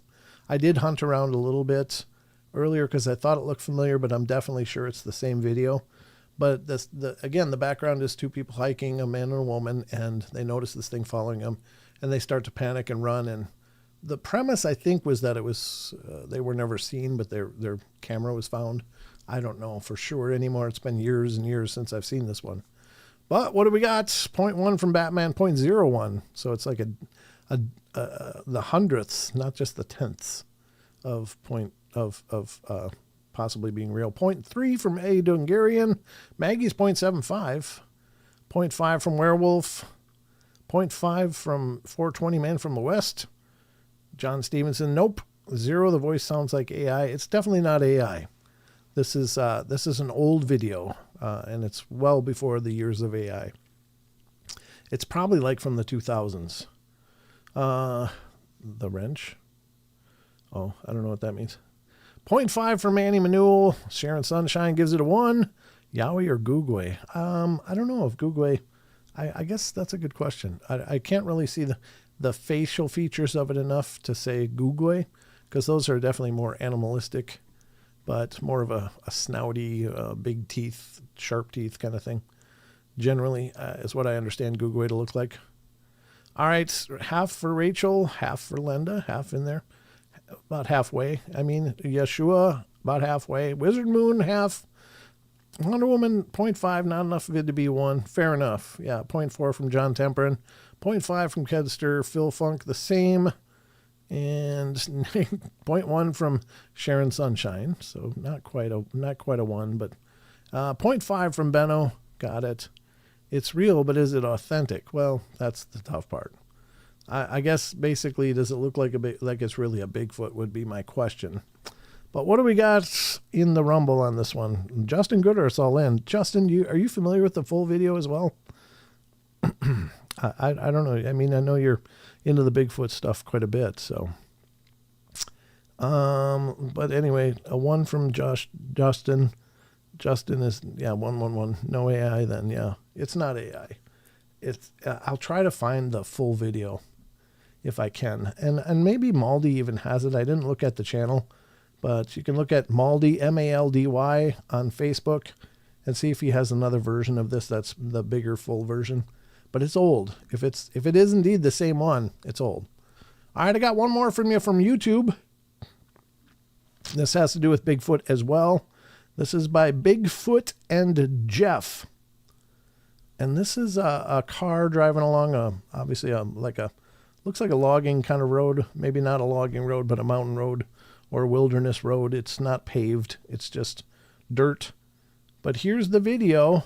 I'm going to kind of raise it up a little bit because I want to get the full frame in here if we can. So check out Bigfoot and Jeff channel on YouTube. That's where this one comes from. Here we go.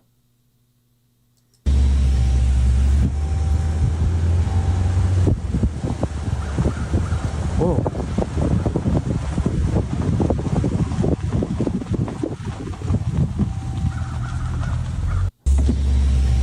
All right, I'm going to mute it because we don't need to hear that again. There it is. What do you guys think? Is that a Bigfoot? Did they just happen to catch a Bigfoot strolling out there? Maggie's got a 0. Okay. Not buying it. Okay. Fair enough. I'm curious to see what you guys are going to vote on this. Seems AI. I don't think this is AI. I think it's truly video footage, but question is, do you think that's actually a Bigfoot in this video footage? Walks like a duck. Definitely not a duck. Stoney's nope. Linda's nope. 24 Vampire Man gives it a 0.7. So kind of leaning towards it being the legit. Tuned in. Howdy, everybody. Hey, Blue Cruise. Good to see you, brother. 0 from Wizard Moon. Yeshua 0. Looks like a beef jerky commercial. Kind of, yeah. Looks like you should be getting some Jack links at the end here. Blue Cruise gives it a 1. He's all in. 0 doesn't feel organic. 0 too upright. Gate is wrong. Good points. 0 from Owl Woman. Whatever that was, it was humongous. Yeah, it's very tall. Very tall. The Bigfoot is animation. You can tell by the stutter steps. I don't think so, Ed Dungarian. I don't think so at all. I think it's somebody in a suit, honestly. The proportions are wrong. The lean is wrong. Again, these are my takes. This is just me sharing my take. I don't see this as an animation. I see it as somebody wearing a suit. I mean, they're a very tall person, clearly, like a very good-sized person. But the arm length is very human in proportion to those very long legs. From what I understand, and it's certainly substantiated in several Bigfoot videos that are believed to be legit, is that the arms and the legs are very nearly the same length in a true Bigfoot. Then that's a very primate type of proportion. Whereas in human beings, our legs are like 20% longer than our arms or something like that. So quite a bit longer. And this guy, that definitely looks at. Now, somebody mentioned the gait. Very good point. I think it was Wonder Woman. Yeah, the forward lean is generally something that's picked. The other thing that's not believable to me on this one is the bouncing head. The up and down stuff. People that have seen these things running, if you look at the Patty footage, it's very much the same. And I believe the Patty footage, Patterson Gimlin footage, should be very legitimate. Their head is like on a plane.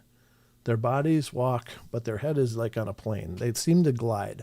In fact, that's one of the most common descriptions of people that have seen them walking past in real life or walking in the wilds when they have encounters. It wasn't like it was walking. It was like it was gliding. They don't see this bobbing motion when they're walking. So I think it's not a bad fabrication, but the proportions are wrong. There's a lot that doesn't match up. Is it impossible that it's a Bigfoot? No, but those are definitely the things that are screaming at me personally. I just think it's probably a guy in a suit. Maybe he's even got little stilt extenders on his feet to make him extra tall. I don't know. I mean, it does look exceptionally tall. That far out. Now, could it be AI? It could be. It could be. I could be absolutely wrong. But it seems to be footage to me, not a fabrication. But I just think it's somebody in a suit. So, looks like most of you guys agreed. 0 from Josh Casto over on there. 0 from me too. Fake looking, says Justin. Barbara Mora, 0. Walks too upright. Dog Digger, walks like a man, 0. Yeah, this one looks kind of staged. Amen. Yeah, for sure. I agree. Those are the Rumble votes. And I think most of you guys, Android gave it a 0.25. 0.5 from 420 Man from the West because it's a guy in a costume. I agree. 0.6 Phil Funk. Yeah, I mean, it's not a bad approximation. Grandizer gives it nope. Man in the costume stage from Grandizer. Doesn't fit the 0, doesn't fit the background. Yeah. Okay. That's an interesting point. Yeah. You could be absolutely right. Like, it doesn't look like he's a natural part of it. You're right. Bigfoot is animation. Ed said Allman 0. Okay. So great. Yeah, I think all of you guys nailed these. I think for the most part, and again, there's a million questions we could ask if we could. The hoaxes don't help the cause. No, they don't. But take care, Maggie. Thank you so much. I appreciate it. Thank you, and have a wonderful night. My best to the family. So there you go. I think it's good, though. I think it's good. We got to get to the cryptid corner. I got about time to read a couple of emails from Wes, and that's about it. But let's do that now, folks. This has been... The hell is that? All right, let's get to the next part of our journey. And this is going to be the cryptid corner. I've decided to do one other thing that I hadn't done before with the cryptid corner, and that is to visit the archives of Wes's blog, because I've never really gone back to the beginning and pulled out all the listener stories, so I'm starting to do that too. I just like what he's doing over there. So not tonight, because I think we'll only have time for 1 or 2 of these anyway. Maybe one of them will be. But ladies and gentlemen, we're going to the dark places of our forests and wilds to explore the cryptid corner.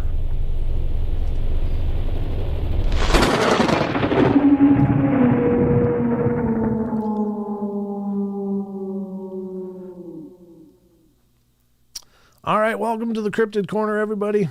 And this is where we discuss cryptozoological things. Now, we did get some Bigfoot stuff in the last segment, so I don't feel bad running a little long on the what the hell is that, because it's giving you some cryptids anyway. It's a win-win. We're win-winning all day long here on the portal. So let's get to the Sasquatch Chronicles to start out the Cryptid Corner, and actually to end it, because we just don't have a lot of time. Literally minutes. The night just flew by. But here we go. We're going to go to December 13th. This one's brand new. Today, old. Weird experience in West Virginia.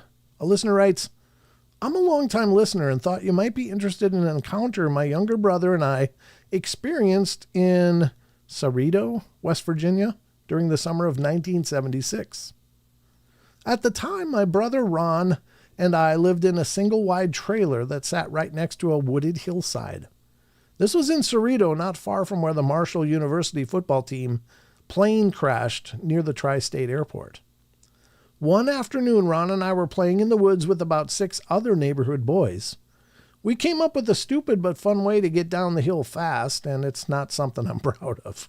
We'd grab onto thin saplings and ride them downhill like Tarzan, letting go near the bottom so the trees would snap back upright. We probably did this about 8 or 9 times. Well, that night, things changed.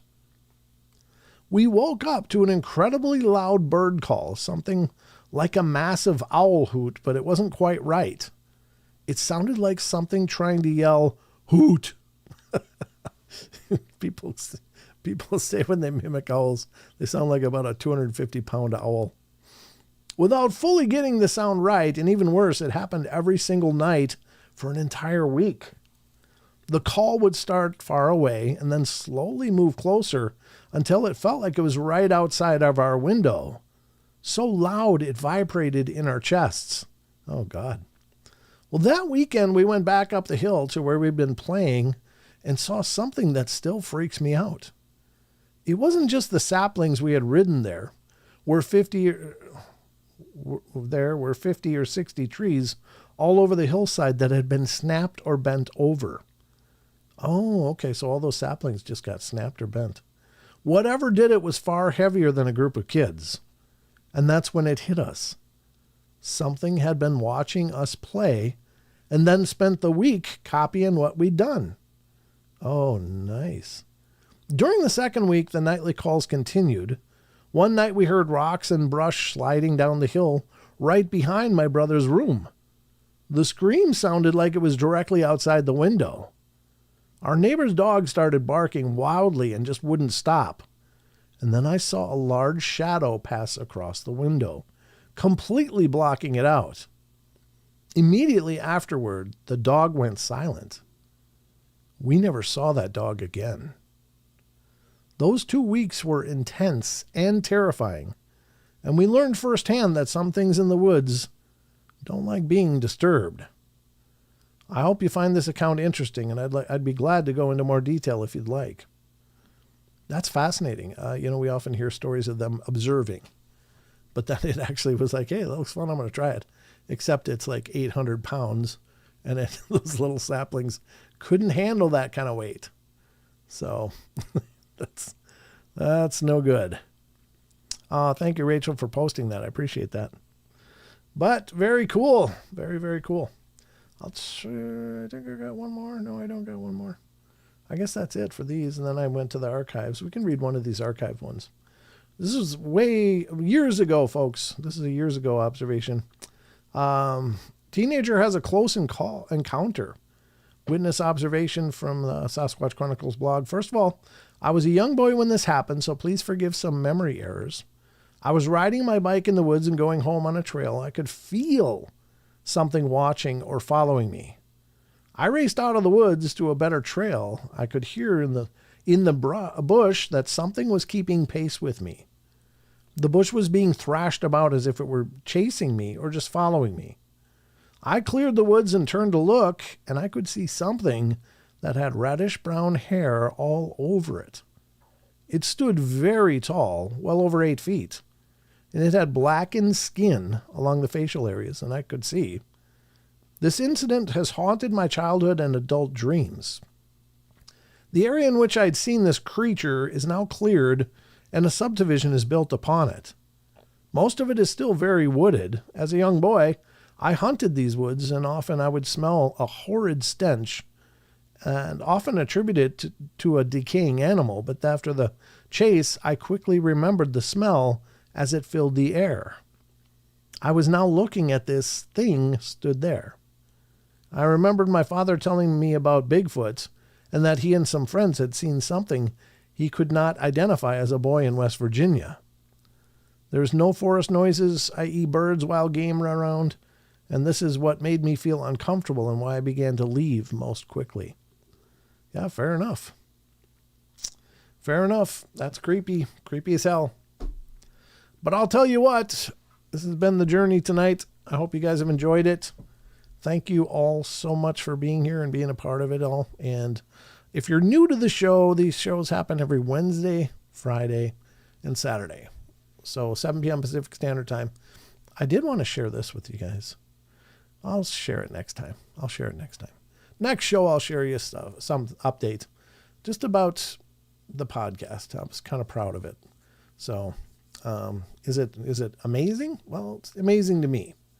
And just so you know, the Paranormal Portal is all these live streams are the Paranormal Portal, but I also do a podcast. And the podcast is very interview based. So you can find that on all the podcasting platforms out there, whether it's Spotify, iTunes, iHeart, CastBox, Google Play, Stitcher, etc., etc., etc. Any of the podcast platforms will have the Paranormal Portal. So check them out. Check out those episodes. They're something I'm very proud of. Actually, the podcast is a much bigger show than these live streams by a long shot. So I would love to have your support over there as well. If you're not already following the podcast on one of those platforms, just go to Spotify or iTunes or wherever and look for the Portal and get subscribed. If you love the shows, leave a review. That really helps me a bunch. I know I rely on reviews, and I rely on good reviews. So, if you love the show, leave a review. If not, never mind. So anyway, thank you all. Thank you, Rachel. Thank you to everybody. I appreciate it. Thank you, Wizard Moon. You guys are amazing. Thank you for coming and hanging out with me repeatedly. I don't know that I deserve you, but I am honored by your presence. So thank you all. Have a great rest of your weekend, and I'll see you next Wednesday for the live show. So until then, you guys take care of yourselves. Remember, we love you all. Be good, be kind, be nice. Take care of each other. Help each other out. Find the magic in every day, and remember to laugh as much as you can. Good night, everybody. Rolling the credits.